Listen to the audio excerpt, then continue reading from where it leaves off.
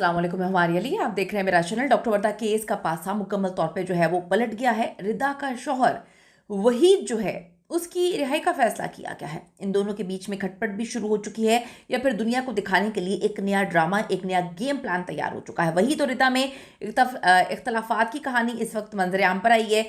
कत्ल की प्लानिंग जो है वो रिदा पर डालने की तैयारी, असल खेल अब खुलना शुरू हो चुका है। समझ आ रही है कि इस दरिंदे को बाहर निकाल कर जो है वो क्या करने की कोशिश की जा रही है। वहीद का ड्राइवर भी गवाही देने के लिए तैयार हो चुका है। डॉक्टर वर्दा की फोरेंसिक रिपोर्ट में क्या क्या अहम इंकशाफात हुए, क्या इस केस को दबा दिया जाएगा, क्या फैमिली को प्रेशराइज किया जाएगा, क्या वजीर आजम के नोटिस लेने के बावजूद जो है वो केस जो डे वन से पुलिस ने ख़राब किया वो केस क्या ख़राब ही चलता आएगा, या जीआईटी ने मुकम्मल तौर पे चीज़ें जो हैं वो चेंज कर दी हैं। हकाइक पे मबनी चीज़ें जो हैं वो अब सामने लाई जाएंगी। आज की वीडियो में इस पर बात करते हैं। रिक्वेस्ट है चैनल को सब्सक्राइब करें, वीडियो को आखिर तक जरूर मुलायजा करेगा, इससे हमारी हौसला अफजाई होती है। एबटाबाद लेडी डॉक्टर वर्दा मुश्ताक कत्ल केस एक खौफनाक केस जिसने पूरे के पूरे एबटाबाद को हिला के रख दिया। कोई तस्वुर भी नहीं कर सकता था कि एक इतनी अच्छी और अमीर दोस्त जो अच्छा बनने का नाटक कर रही थी, वो अपनी दूसरी दोस्त जो कि डॉक्टर थी उसकी अमानत में तो खयानत करेगी ही करेगी, लेकिन उसकी पीठ में छुरा घोंपेगी। कभी किसी ने तस्वुर नहीं किया था। हाँ, कुछ लोग तस्वुर कर सकते हैं जो अब इस दुनिया की रियलिटी को जान चुके हैं कि पैसे के लिए आप अपने ईमान को, दीन को, मज़हब को, हर चीज़ को बेच सकते हैं। झूठी कस्में अल्लाह कुरान की खा सकते हैं, अपने बच्चों की झूठी कस्में खा सकते हैं। तो जब आपने कोई चीज़ हासिल करनी होती है तो आप किसी हद तक भी चले जाते हैं। अब जी इस कत्ल केस में जो गिरफ्तार मुलजिम वहीद बिल्ला है, इसकी जानिब से दरखास्त जमानत दायर कर दी गई। यानी कि शर्म नहीं है, इनको उम्मीद नहीं है, इनको यकीन है कि उसको जो है वो जमानत मिलेगी। जो हरीपुर से ताल्लुक़ रखने वाला जावेद खान तनोली एडवोकेट मुलजिम वहीद बिल्ला की जानिब से दरखास्त जमानत जो है उसकी पैरवी कर रहे हैं, जबकि लेडी डॉक्टर वर्दा मुश्ताक लवाहिकीन की जानिब से आतिफ खान जदून एडवोकेट जो है वो इस केस को लड़ रहे हैं। वहीद की कोशिश है कि वो बाहर आए, बाहर आके तमाम मामला जो है वो अपने हाथ से निपटाए, क्योंकि उसको पता है कि यहाँ पर पैसा चलता है, उसको पता है कि डे वन से वो पैसा चला रहे हैं, उसको पता है कि वो किस तरह से जो है पैसा खिलाकर अभी तक यहाँ पर पहुँचे। उनको जो प्रोटोकॉल दिया जा रहा था उस प्रोटोकॉल को देखकर तो ऐसा लग रहा था कि वाह क्या बात है, कातलों को इतना ज़बरदस्त प्रोटोकॉल दिया जाता है। खैर, पाकिस्तान में कातलों को प्रोटोकॉल देना कोई नई बात नहीं है। ज़ाहिर जाफ़र जिसने नूर मुकद्दम का जो है इतना खौफनाक कत्ल किया था, 3 बार उसको सज़ाएं बहुत भी हो चुकी है। उसको जो प्रोटोकॉल मिलता था पुलिस की जानिब से, इस्लामाबाद पुलिस की जानिब से ना सिर्फ प्रोटोकॉल मिलता था बल्कि बोलती थी पुलिस कि ये बेचारा मासूम है। तो भाई अगर कातिल भी मासूम होना शुरू हो गए, जो सर तन से जुदा कर देते हैं, तो फिर हम तो कहीं पर स्टैंड ही नहीं करते ना। आप और हम जिन्होंने आज तक एक मक्खी नहीं मारी, हम तो फिर पता नहीं जो है मासूमियत की हम पर किताबें लिखी जाएंगी। वहीद की कोशिश है कि वो बाहर आए, बाहर आके तमाम मामला समेटे, यानी कि पैसा लगाए, पैसा फेंके और दोबारा से अपनी असर रसूख को इस्तेमाल करते हुए केस को ख़त्म कर दे, दबा दे।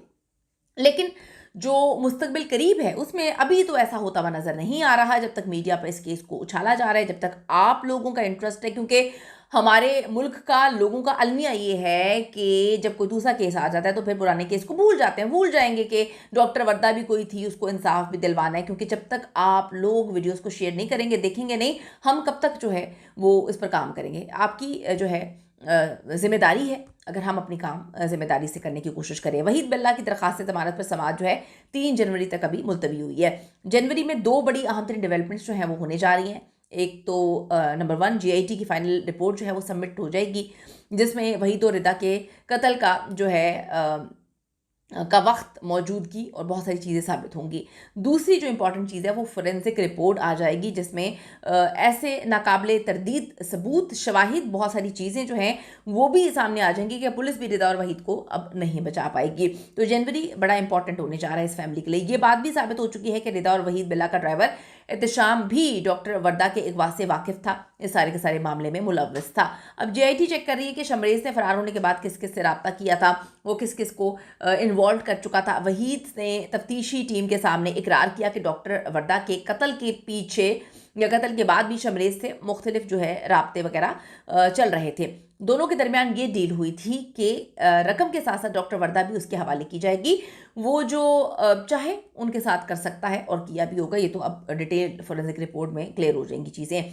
वहीद ने भी इस बात का एतराफ़ किया है कि उसकी बीवी जो रिदा है वो खुद डॉक्टर वर्दा पर बेपनाह तशद्दुद कर रही थी, यही वजह है कि शमरेज़ और नदीम से डील हुई थी कि लाश गायब कर देनी है, मिलेगी नहीं। तो इन्होंने तो गायब ही करने की कोशिश की थी, लेकिन फिर वो मिल गई लाश।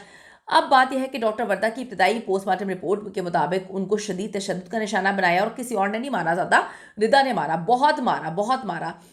जो लाश 3 से 4 दिन बाद मिली है, तो हम जिनसी ज़्यादती को कंफर्म नहीं कर सकते, पुलिस की डॉक्टर्स की जानिब से कहा गया है। उसके लिए जो डिटेल फोरेंसिक रिपोर्ट है उसका इंतज़ार है। जीआईटी के हाथ ऐसे फोरेंसिक सबूत भी लग चुके हैं, जिससे साबित होता है कि जो मास्टर प्लानर है वहीद बिल्ला और रिदा, यही दोनों हैं, यही दरिंदा सिफ्त हैं। 67 तोला सोना, इसके लिए आप अपना ईमान बेच चुके हैं, आप कातिल बन चुके हैं। इसका मतलब है इससे पहले भी आप कत्ल कर चुके हैं, इससे पहले भी आप बहुत सारी चीज़ों में मुलव्वस हो चुके हैं, इससे पहले भी आप बहुत सारी इस तरह की हरकतें कर चुके हैं। तो ये तो इस चीज़ को साबित करता है। दूसरी बात मैं ये सोच रही थी कि बकौल इनकी बहुत अमीर है, तो अमीर लोगों की ये औकात होती है कि वो कुछ पैसों के लिए जो है वो कातिल ही बन जाएं। अब बात ये है कि कुछ डीएनए जो रिपोर्ट में चीज़ें आई हैं कि रिदा का डीएनए भी मिला है। यही नहीं बल्कि मौके के गवाह जो वहीद के साथी परवेज़ है, उसने भी इनके खिलाफ गवाही दे दी है।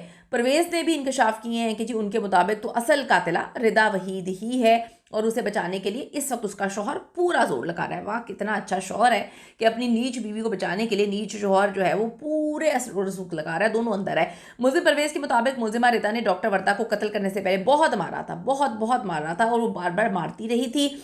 डॉक्टर वर्दा को नहीं लगता था कि उनको कत्ल कर दिया जाएगा, क्योंकि जब रिदा मार रही थी तब भी वो अपने सोने का तकाजा कर रही थी कि मुझे जो है वो मेरा सोना वापस करो। मुल्जिम परवेज़ के मुताबिक मुल्जिमा जवाब देती रही कि अब तो तुझे मेरी जूती देगी सोना, और तू यहाँ से बच के जाएगी नहीं।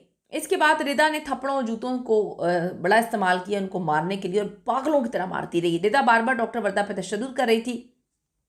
इसने उस दौरान डॉक्टर से सिग्नेचर भी करवाए थे, तो काफ़ी देर तक ये चीज़ें चलती रही हैं। अब बात यहाँ पे है कि परवेज़ के मुताबिक पुलिस ने रिदा को गिरफ्तार कर लिया था, हम सब डर गए थे, और फिर ये लोग अपनी जान पहचान असर रसूख बीच में लोगों को डलवा के जो है पैसे नहीं दिला के बाहर निकल आए। फिर इन्होंने आके हमें इंस्ट्रक्शंस दी थी कि अब इसको जो है छोड़ना नहीं है, क्योंकि हम पे शक आ चुका है, इसको मार कर ऐसी जगह पे फेंक दो जहाँ पर इसका सुराग भी ना मिले।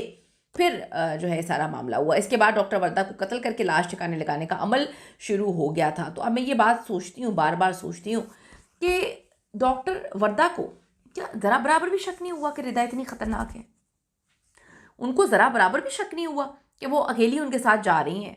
उनके हस्बैंड कोरिया में बैठे हुए हैं, पूरी फैमिली कोरिया में है, बाप को वो रखवाती नहीं है, उनके पास सोना रखवाती नहीं है, ख़ुद वो कोरिया गई नहीं, ख़ुद वो दुबई चली जाती हैं काम करने के लिए। और जब तकरीबन पौने 2 साल तक जो है वो इसके पास जो है सोना रखा रहता है, ये अपने शोहर के पास भी नहीं जाते हैं, या शोहर भी इनको नहीं कहता जो कोरिया में मौजूद है। ये कोरिया में शोहर है, पूरी फैमिली कोरिया में है शोहर की, ये जो है दुबई चली जाती हैं काम करने के लिए। वालिद इनके जो है एबटाबाद में है, वालिद के पास सोना रखवाती नहीं है, और कोई भी रिश्तेदार नहीं है, किसी पे एतबार नहीं करती। लेकिन रिदा पे एतबार क्यों किया जाता है? उसके बाद भी 1.5 साल तक जब वो खेल खेलती रही है, फिर भी इन्होंने जो है वो किसी भी सूरत ये मामले को जो है वो इनको खटाई नहीं लगी, इनको अजीब नहीं लगा कि ये क्या मामला है। तो बड़ी मिस्टीरियस चीज़ है। अच्छे से मालूमात जो है निकालनी चाहिए पुलिस को कि एग्जैक्टली सोना रखवाया क्यों था, किस चीज़ के बदले। क्या पैसों के बदले? तो ठीक है, समझ आ रही है, कुछ कहानियाँ निकल के आ रही है पैसों के बदले, लेकिन इतना एतबार वो बाद में भी क्यों कर रही थी? इसके पीछे क्या रीज़न है? कीमती राय ज़रूर दीजिएगा। See you in the next video.